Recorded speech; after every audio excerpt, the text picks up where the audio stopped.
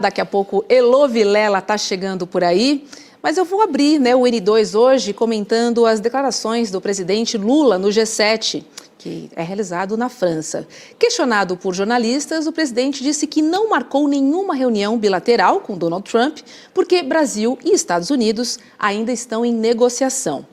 Mesmo assim, o presidente Lula não poupou críticas a Trump, dizendo que ele fala muito e ouve pouco. Vamos ver. Não pedi bilateral para o Trump porque nós estamos em negociação. Eu acho que o que ele fez foi uma coisa desaforada para o Brasil. Ele sabe disso. É por isso que eu disse que ele ainda continua agindo como imperador. Nós estávamos fazendo acordo, o Mauro Vieira, sabe, e o meu ministro do Comércio estão tratando com o ministro do Comércio dele. Nós estamos negociando. Eu entreguei para ele um documento do crime organizado para mostrar que a nossa Polícia Federal está preparada para enfrentar o crime organizado. Disse para ele que se ele quiser combater o crime organizado, o Brasil está muito disposto, inclusive ele, que são eles que exportam contrabandeiro arma para o Brasil. Todas as armas que a Polícia Federal aprende no Brasil vêm de Miami. E que o estado de Delaware, nos Estados Unidos, faz lavagem de dinheiro de bandidos brasileiros. Entreguei por escrito, porque eu não quero só falar. Porque o presidente Trump, ele fala muito e ouve pouco. Então eu fiz questão de entregar para ele por escrito. Vou chamar a Heloísa Vilela, que está lá em Brasília. Elô, você acompanhou essa fala do presidente Lula? Gostei quando ele disse que geralmente quem fala muito ouve pouco. Inclusive por isso ele entregou papéis. Mas a minha sensação é de que ninguém leu, né? Boa tarde para você. Boa tarde para vocês todos e para a nossa comunidade. Olha, eu acho importantíssimo ele entregar por escrito mesmo, porque os Estados Unidos costumam desrespeitar acordos que eles próprios fazem de boca. Se não tiver tudo no papel, nada feito. Então ele, no mínimo, deixou para a história registrado que um dia ele esclareceu tudo direitinho para o governo dos Estados Unidos e ainda assim o presidente Trump foi lá e declarou que o PCC e o PV e o CV são organizações terroristas, o que é um absurdo. Então, eu acho que foi uma fala muito clara, muito forte e muito irretocável, eu diria, porque é exatamente isso que está acontecendo. E ele não ia pedir bilateral com o Trump, enquanto as equipes técnicas dos dois países estão negociando a redução dessas tarifas que ele quer impor ao Brasil. Então, não tem por que se encontrar agora se ainda não tem nenhuma conclusão dessa negociação. É preciso esperar que ela progrida para depois os chefes de Estado se sentarem à mesma mesa. Agora, parabéns para o Lula, né? Foi uma fala e tanto. Eu queria ouvir vocês aqui, que acompanharam também essa entrevista coletiva do presidente Lula. Muito sério, né? Muito sem viralatismo, na verdade. Era isso que eu ia dizer. Partiu para cima. Respondeu. Olha, eu acho que considerando, né? A gente vem acompanhando. Boa noite, Elô. Elô, esse corte de cabelo tá belíssimo. Eu preciso dizer isso antes de mais nada. Eu acho que a gente vem acompanhando, né? Acho que o Jamil Chad está fazendo uma cobertura muito boa, dando muitos bastidores, em especial de como as lideranças da Europa vêm tratando o Donald Trump. Não é à toa que o Donald Trump entrou na sala dizendo, né? Depois de 1 hora de atraso, entrou na sala dizendo o chefe chegou, né? Ali num tom de brincadeira, mas é como as lideranças europeias estão tratando o Donald Trump. E aí a gente vê o presidente Lula, é óbvio que o presidente Lula não vai entrar em confronto com o Donald Trump, porque o presidente Lula sabe que uma das características do Lula é justamente ser um bom negociador, mas também não está abaixando a cabeça como a gente vê acontecer com outras lideranças, né? O primeiro-ministro alemão entregando camisetinhas de presente, né?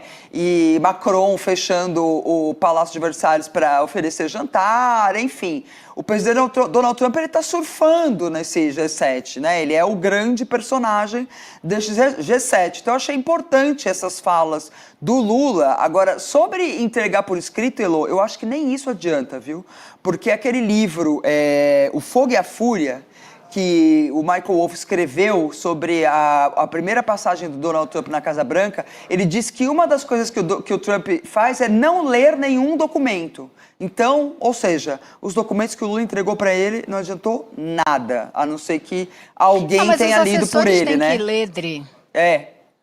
Os assessores têm que ler. Ele não lê nada, ele só fala um monte de besteira, porque ele não sabe nem de quem ele está falando. Agora, os assessores leem e a história registra, né? Então, eu acho que é por isso que o Putin, por exemplo, não faz mais nada com o governo americano se não for tudo escrito direitinho, na ponta do lápis, entendeu? É só a gente ver essa negociação esse suposto acordo de paz com o Irã, né? Isso. Essa quantidade de vai e vem, né, Chico, já demonstra o tanto de compromisso, o quanto o Donald Trump é confiável, né?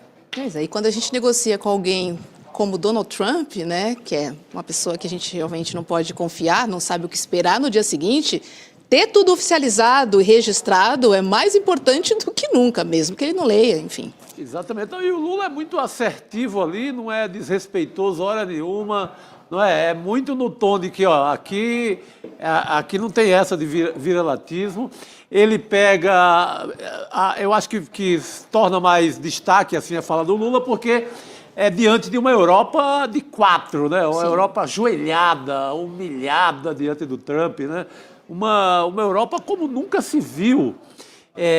A Comunidade Econômica Europeia até que ensaiou um certo muxoxo ali com o Trump, tô de mal, mas voltou agora de um jeito, totalmente entregue. Então, a fala do Lula se destaca mais ainda nesse cenário, mas dizendo as coisas certas sobre a eleição, mostrando que o Trump se informa pela família Bolsonaro, não sabe o nome de ninguém.